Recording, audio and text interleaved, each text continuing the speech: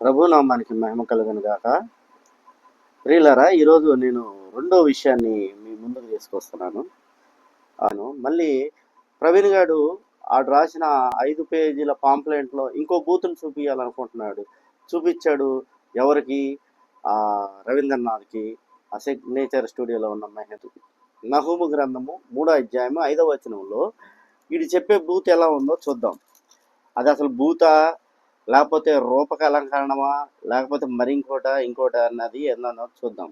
చదువుతున్నాను చూడండి.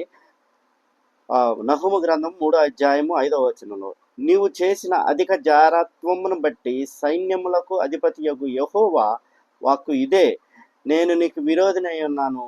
నీ చెంగులు నీ ముఖము మీదకి ఎత్తి జనములకు నీ మానమును, రాజ్యములకు నీ అవమానమును నేను బయలుపరుస్తాను అని ఇక్కడ నహూము భక్తుడు చెప్తున్నాడు. ఎవరికి చెప్తున్నాడు? నినివే పట్టణస్థులకు చెప్తున్నాడు. అషూరు రాజుల యొక్క రాజ్యంలో నినివే పట్టణం అనేది ఏంటంటే ఒక క్యాపిటల్ సిటీ. దానికి చెప్తున్నాడు నహూము, ఎదవల్లారా, మిమ్మల్ని అందరినీ దేవుడు నాశనం చేయాలనుకుంటున్నాడు. ఎందును బట్టి ఇజ్రాయేల్ ప్రజల్ని మీరు చెరపట్టుకొని వచ్చి ఇక్కడ అషూరు రాజ్యంలో పెట్టేసి వారి చేత అత్యధికమైన పాపాన్ని చేయిస్తున్నారు. అందును బట్టి మీ యొక్క రాజ్యాన్ని నాశనం చేయబోతున్నాను అని నహూము భక్తుడి ద్వారా యెహోవా దేవుడు సెలవిస్తున్నాడు. సో అందులో భాగంగా ఇక్కడ విడవబడిన మాట ఏంటంటే, మళ్ళీ చెప్తున్నా, నీ చెంగులు నీ ముఖము మీదకి ఎత్తి జనములకు నీ మానమును, అదేవిధంగా రాజ్యములకు నీ అవమానమును బయలుపరుస్తాను. ఏ రాజ్యము అయినా సరే, ఈసారి ఎవడైనా సరే యెరూషలేము పట్టణాల మీదకి వచ్చినప్పుడు వారి అనుకున్న యెహోవా దేవుని చూసి భయపడాల్సిందే. మనం 3 అధ్యాయము 1 నుంచి కానీ చూసుకున్నట్లయితే నినివే పట్టణం యొక్క స్థితిగతులు చెప్తూ ఉంటాడు. వేశ్య అయి ఉందని చెప్తాడు. ఎంత వేశ్య అయినా కానీ అది అందరి దగ్గరికి వెళ్ళి శయనించినప్పుడు దాని యొక్క మానవుని అందరూ చూస్తారు. కానీ ఇక్కడ ఆ నహూము అనే ఆయన ఏం చేశాడంటే, వేశ్య అయిన నిన్ను, నీ మానాన్ని అన్ని జనాలకి చూపిస్తాను అని చెప్తున్నాడు. అంటే ఇక్కడ నినివే పట్టణాన్ని దేంతో పోల్చాడంటే వేశ్యతో పోల్చాడు. ఇంకా దానికి చక్కని దానివై ఉన్నాడు అన్నాడు.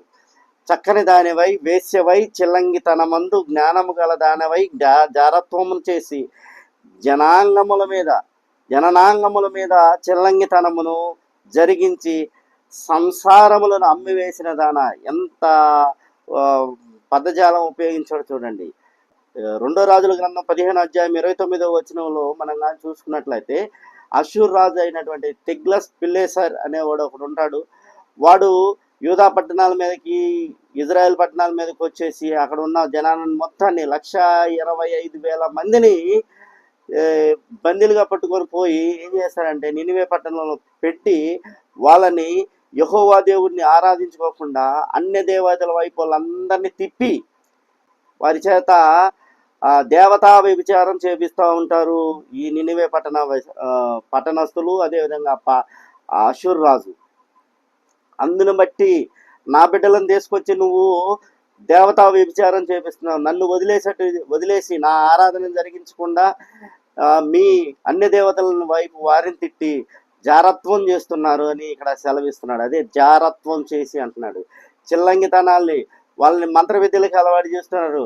వాళ్ళు ఏదో చిల్లంగితనం కానీ అంటే చిల్లంగి అంటే మంత్ర విద్య అన్నాడు, మంత్ర విద్యల వైపు తిప్పుతున్నారు.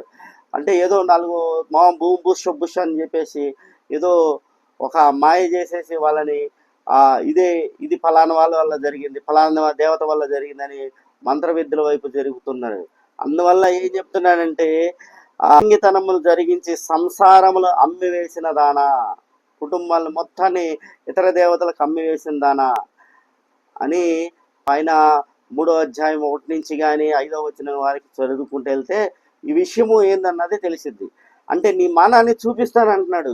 అంటే నువ్వు ఒక ఆడదాని పట్టణాన్ని ఇక్కడ ఆడదానితో పోల్చాడు అనమాట. నినివే పట్టణాన్ని ఆడదానితో పోల్చాడు, వేశ్యతో పోల్చాడు. ఓ వేశ్య అయిన నగరమా, నీ మానాన్ని ఈరోజు ఇతర రాజులకు చూపిస్తాను, ఇతర దేశాలకు చూపిస్తాను. నువ్వెంత చెడ్డదానివి, నా ప్రజలను తీసుకొచ్చి నా ఆరాధన కాకుండా ఇతర దేవతల ఆరాధనని, అన్ని దేవతల వైపు వారిని తిప్పి, మంత్ర విద్యల వైపు తిప్పి, చిల్లంగితనం చేస్తూ, జారత్వం చేస్తూ, అంటే దేవత అంటే వ్యభిచారం చేస్తూ వాళ్ళని ఇతర దేవతల వైపు తిప్పి పాపంలో దింపావు. కాబట్టి నా బిడ్డలను బట్టి నిన్ను ఏం చేస్తున్నా అంటే నాశనం చేయబోతున్నాను. వేశ్య అయిన నగరమా అని చెప్తున్నాడు. వేశ్య అయిన నగరమా, నువ్వు ఒక వేశ్య లాంటి దానివి, వేశ్య లాంటి దానివి. నీ మానాన్ని వేశ్య కూడా ఎవరు దాని దగ్గరికి వచ్చి సైనిస్తే వాడికి తన మానాన్ని చూపించినట్టు ఇక్కడ కూడా ఏం చేస్తుందంటే తన దగ్గరికి వచ్చిన ప్రతి బిడ్డలకి వాడి దేవతలను చూపించి ఆ దేవతల వైపు తిప్పుతూ, చిల్లంగితనం చేస్తూ, జారత్వం చేస్తూ వాళ్ళని వారికి యొక్క దేవతల నుంచి, దేవుళ్ళ నుంచి తిప్పుతూ వాళ్ళ దేవతల్ని ఆరాధించేటట్టు చేస్తుంది. అందులో భాగంగానే యూదా ప్రజల్ని, ఇజ్రాయెల్ ప్రజల్ని 1,20,000 మందిని తీసుకొచ్చి అక్కడ నినివే పట్టణంలో పెట్టి వాళ్ళని యెహోవా దేవుని ఆరాధించకుండా అన్ని దేవతల వైపు తిప్పి వేశ్యగా మారింది ఈ నినివే పట్టణం. కాబట్టి ఆ వేశ్య అయిన నినివే పట్టణాన్ని ఇక్కడ దేవుడు శపిస్తున్నాడు, తిడుతున్నాడు. నీ మానాన్ని ఇతరులకు చూపిస్తాను, నువ్వు ఎట్టయితే అందరికీ వేశ్యగా మారి అందరికీ నీ మానాన్ని చూపిస్తావు, ఇప్పుడు నేను చూపిస్తాను, నా ప్రభావం చూపిస్తాను. వేశ్య అయిన నినివే పట్టణమా, ఓ అష్షూరు దేశమా అని అక్కడ దాన్ని అన్నాడు. అది అక్కడ కంపారిజన్, రూపకాలంకరణ. అంతేగాని అది ఒక బూతు పుస్తకమో కాదు, బూతు మాట కాదు. అక్కడ అలా చేశాడు. ఒక వేశ్య ఏ విధంగా అయితే బిహేవ్ చేస్తుందో అదే విధంగా ఇక్కడ నినివే పట్టణం బిహేవ్ చేస్తుంది. అష్షూరు దేశము బిహేవ్ చేస్తుంది. ఎవరి ఎడలా? బందీలుగా తీసుకొని 1,20,000 మంది యూదా ప్రజలు, యెరూషలేము ఇజ్రాయెల్ ప్రజలు బట్టి. కాబట్టి వాళ్ళని వేశ్యలుగా మారిస్తున్న ఈ వేశ్యని ఇప్పుడు నీ మానాన్ని నువ్వు అందరికీ వేసే, ఏదైతే అందరి దగ్గరికి వెళ్ళిన అందరూ దాని దగ్గరికి వచ్చినప్పుడు తన మానాన్ని చూపిస్తుందో అదే విధంగా ఇప్పుడు నీ మానాన్ని నేను చూపిస్తాను అందరికీ, అన్ని జనులు అందరికీ చూపిస్తాను.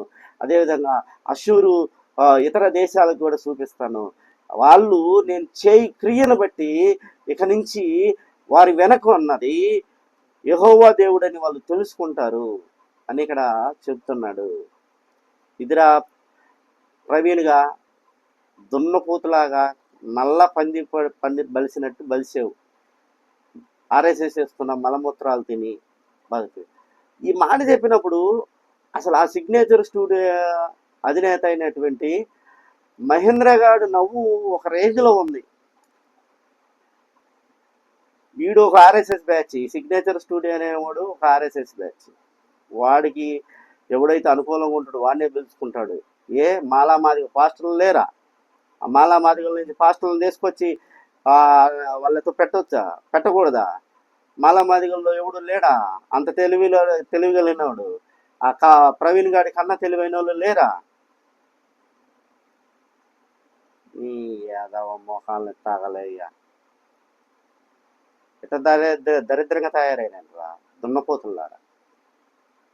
సిగ్నేచర్ స్టూడియో వాడికి సిగ్గు శరం అనేది ఉంటే ఇక నుంచి ఆ ప్రవీణ్ గారి లాంటి వాడిని, కరుణాకర్ లాంటి గారిని, లలిత్ గారి లాంటి వాళ్ళతో, మాలామాదిగలతో డిబేట్ పెట్టినారు. మాలామాదిగలతో ఇంటలెక్చువల్స్ ఉన్నారు, అత్యధిక బైబుల్ నాలెడ్జ్ కలిగిన వాళ్ళు, వాళ్ళతో పెట్టించరా దుర్మార్గుడా, దుష్టుడా, వేశ్యుడా, వేశ్యరా నువ్వు. ఒక ఎదిరా నువ్వు చేయ. దేవునికి మహిమ, హల్లెలూయా.